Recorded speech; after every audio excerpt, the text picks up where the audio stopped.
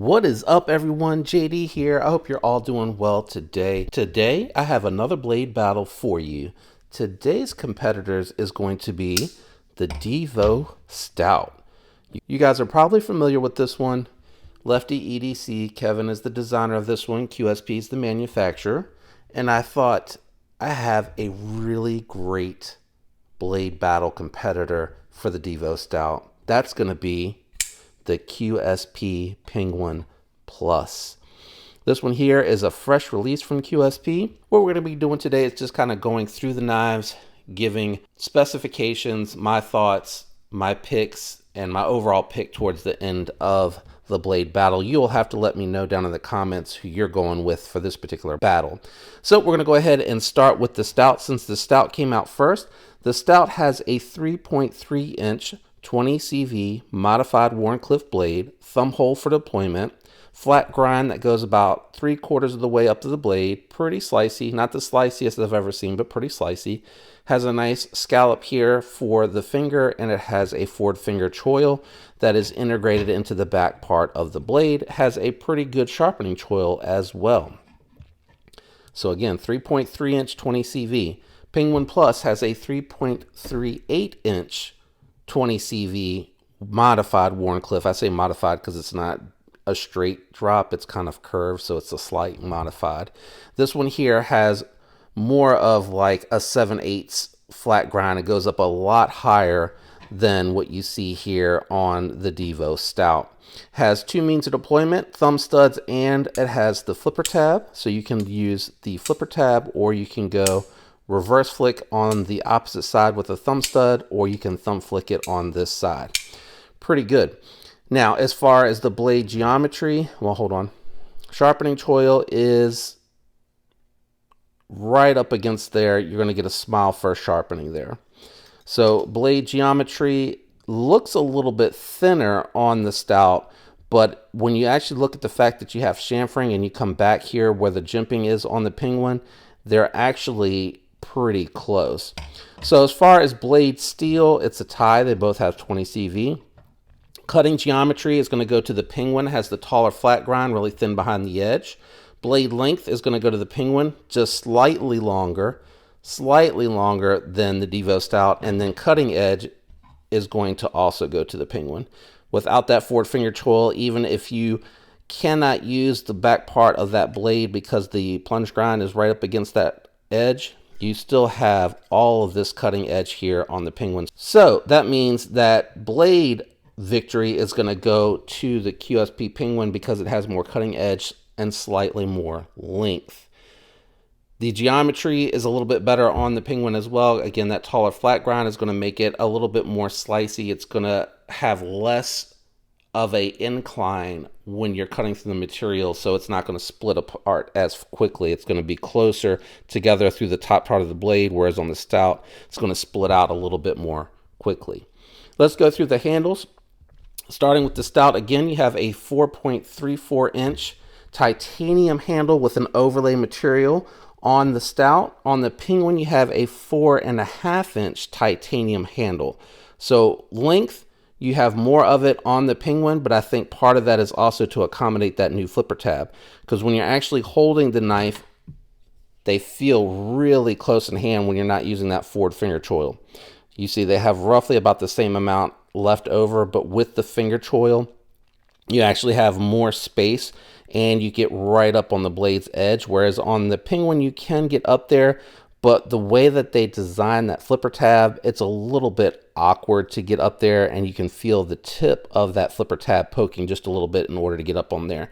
So I'll give the ergos as far as hand position to the Stout. As far as the material, depending on what you like, if you like a more clean aesthetic, the clean titanium handle on the QSP Penguin is going to be better. If you like that, you can alternate. So it came with the copper and aluminum infused carbon fiber or the micarta, or in my case, I had Jay Dizzle over on Instagram, JD, fit these Nebula fat carbon scales on here to give it a lot more pop and to make mine a little bit more custom to me. But you do have a blank canvas on the QSP Penguin. If you wanted to go and send it somewhere and get a pattern, frag pattern, pineapple, whatever you want to call it, type of pattern, or if you wanted to go a la Dawn, where you just have the milled lines going through that, you can do that with the QSP Penguin. So depending on your preference, you could go either way. For me, it's a tie, because I like the fact that both offer a unique option as far as customization goes. A little bit more easy, I think, to find scales, especially because Kevin's very much been proactive trying to work with aftermarket customizers to get you some scales. So I really like that. But again, the Penguin, you can send them anywhere, and you can bet your bottom dollar there's going to be plenty of variants of this Penguin that comes out if you look at the regular Penguin. They come now with that copper and carbon fiber infused, aluminum and carbon fiber infused handles on the show side, and then they have the blacked out titanium frame lock on the opposite side when you get that scale option, just to kind of match it up a little bit better.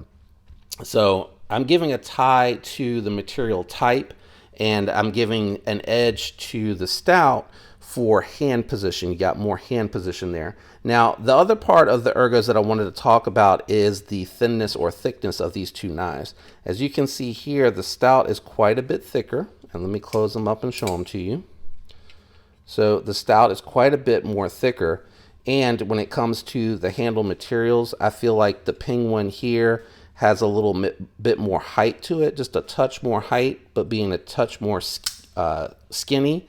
So this one here, if you like a chunkier knife that's going to feel a little bit more fuller in hand, with a larger hand, I actually say that the Stout does feel better this way. But the Penguin also feels really good because that extra little bit of height and thinness really gets you where you can, your hand wraps around is what I'm trying to say on the Stout. You see my fingers going over, but my fingers land directly on the Penguin. So they're both comfortable, but in different ways in that regard. So for me, for that particular piece, it's kind of a tie again. But if you prefer the chunkier knife and your fingers wrapping around it as opposed to landing on it, the Stout will be for you. If not, the Penguin would be for you, as I mentioned earlier, because your fingers would land on the scale still. So, but for me, that's a tie. So ergos, the only thing that has a little bit of an advantage for me is just the Stout has that forward finger choil, more comfortable to come up there. But then earlier, as I mentioned, the Penguin has cutting edge and blade length as the edge there. Let's talk about overall length. That is going to affect both carry, how it's going to fit in pocket, also how it's going to feel in hand, and depending whether or not you have medium large or extra extra large, like in my case, that is going to make a little bit of a difference here for you. So you have 7.67 inches on the Stout. You have 7.88 inches on the Penguin. So the Penguin just a little bit longer. And again, I think, honestly, if they just left, and I think a flipper tab delete would have been perfect. I think that this too would be a tie for me. But again, I think I like this open and handling it and having the extra bit of space. But I think some of that extra space actually gets lost with the flipper tab. So I am stuck way back here off the cutting edge. I have to give this also to the Stout because, yes, I can come back here if I need to chop into something, but I can come up and actually have the usable forward finger choil, even with double XL sized hands, and I still have just a hair bit of space left when I have my finger over that, so I'm not actually touching the blade's edge. So I think the Stout uses that 7.67 inches better than the Penguin does as far as overall length.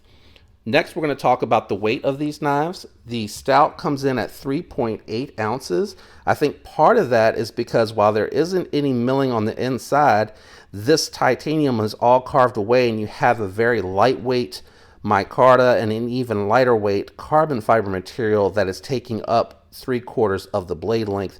Titanium backspacer, titanium pocket clip, titanium hardware all throughout, including the hidden bolts here that secure the backspacer. All of that, I think, keep that under 4 ounces, which is awesome. Great lightweight knife. If you don't like a lightweight knife, the Penguin comes in at 4.5 ounces. Admittedly, no milling here. And again, that's where I think it goes back to a blank slate, because if you wanted to do a frag pattern, you have the full thickness of the scale to do that. I also like that it's a little bit more hefty because it feels a little bit more substantial in the hand. It's really hard to tell the difference until you're handling both, but you can feel that the Penguin is a little bit more heavy once you close these and you have them both in hand. So you can feel a little bit more weight going on with the Penguin, but when you open these, they're so well balanced. It is so well balanced. So it's evenly balanced at the center point of these particular knives. So right where you would have your fingers just about being is where that balance comes in, so they both feel really good. So again, whether you like a lightweight or a slightly heavier knife, these actually fall in that sweet spot. I like 3.5 to 4.5 inch for EDC carry, but I have some knives that are 5 ounces that I really like as well, because when you're holding them, they just feel substantial in hand, which is really nice. The last category is going to be price. Keeping in mind you have 20 CV, titanium. You do have the option to get the infused carbon fiber on both these models. The Stout starts at $269. The QSP Penguin starts at $176. With my discount code JD for EDC at White Mountain Knives, who has the bit in stock at the time of this video, it'll save you an additional 10% on that QSP Penguin.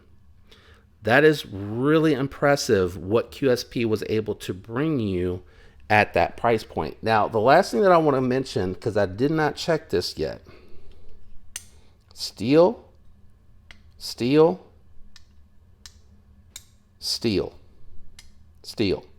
that's where they're cutting some corners, and you're getting a little bit of a discount because you have steel thumb studs, steel pivot, steel hardware, steel pocket clip, whereas you have titanium hardware throughout on the Stout, and that makes a difference. The steel is far cheaper to manufacture than the full titanium is on the Stout.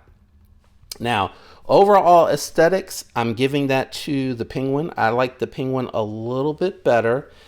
I don't think that the Stout is ugly. I just don't think it's particularly good looking either. Now, that is personal preference. You may look at this and say the Stout looks better and the Penguin is not. It's too plain for you. And I totally understand that. So that category is very much subjective because it's in the eye of the beholder. I personally think Penguin is a little bit more classy looking than the Stout. The Stout to me looks more like a warbird. It looks like something that you want to take and you want to use hard and work hard, but at the end of the day, if you were going somewhere a little bit more upscale, I think I'd rather have the full titanium Penguin down in the pocket. And I have a little bit of lock stick going on. I haven't had a chance to check to see if I have any oil. Yeah, maybe just a little bit. I don't know. Actually, there's a little weird scratch going on there, so there may be a burr on my steel lock bar, so I'll take a look at that. But overall looks for me, Penguin. Categories, as I mentioned, the steel is a tie, length, cutting edge going to the Penguin. Deployment methods going to the Penguin because there are more of them, even though I do like the thumb hole better than the thumb studs, but I do appreciate the fact that there's multiple means of deployment. If you don't like thumb hole, thumb studs, you have a flipper tab. I think that gives it a little bit of an edge. I think for handles, the ergos and how it's used goes to the Stout. I think the Penguin is very comfortable. Both of them are very neutral knives. I mean, the handles are just straight. They're straight lines, so very neutral, very nice. One thing I did forget to mention is access to the lock bar.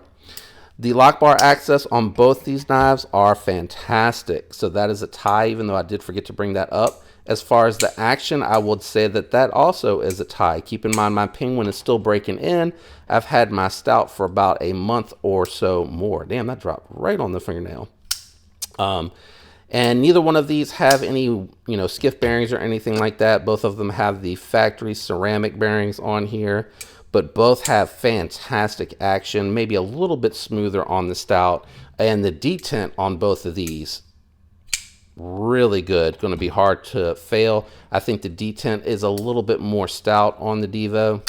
Yeah, just a hair more, but it's still really good on that Penguin. So I did forget to mention that. So I would say lock bar access and deployment detent are a tie for these two. They're too close to call, in my opinion. You have just a little bit better on one and the other. I think the Penguin a little bit better lock bar access, and the Stout has a little bit better detent, and then the action's really, really close. Just a touch smoother on the Stout, but I've had it longer, so it's better broken in.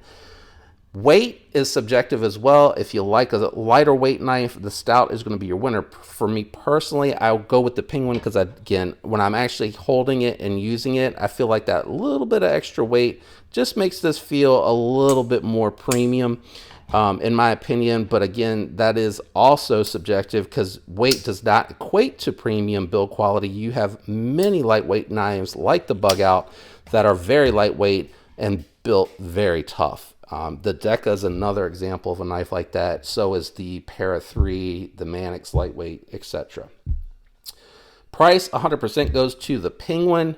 It is far more attainable because it's coming in way under, well, not way under, but it's coming under pretty significantly under $200. And then with my discount code, that being a factor because you can use a discount code to drop the price down even more over at White Mountain Knives, that really does get it underneath that $170 price mark for 20 CV titanium, full frame lock, ceramic bearings, reversible deep carry pocket clip on both of these.